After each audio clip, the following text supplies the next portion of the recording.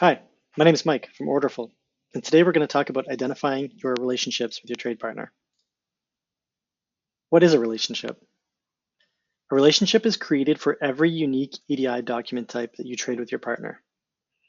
If you're trading with a retailer, you will typically have a relationship for each of the following: an 850 purchase order for them to send to you, an 856 advance ship notice that you'll send back, and an 810 invoice that you'll send them. You may have other documents that you will seek to form relationships on, but these are the most common. In the example of the last video, we're trading with Home Depot, and Home Depot does not have default requirements for relationships. So we're going to have to set them up. When I click Get Started, my first step is to confirm my EDI information. And if you're a web user of Orderful, these will remain JSON and WHAT. Next, I'll need to enter EDI guidelines for every relationship that I want to form with Home Depot. You'll see two sections. The first is transaction types that will be sent from Home Depot. And the next is transaction types that will be received by Home Depot. By clicking Add Transaction Type, you're going to begin the process of forming a relationship with them. The first relationship we will set up is the 850 purchase order.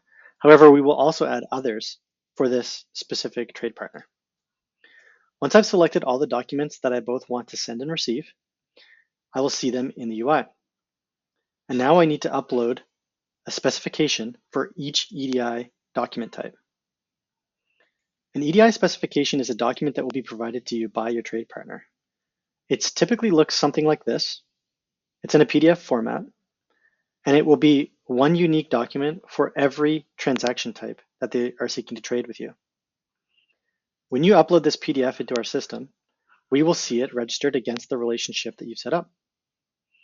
It'll take us 3 days to digitize this spec if it's not already in our system. From here, you will have completed setting up your relationships, and you'll move on to the next step, which is creating communication channels for trade.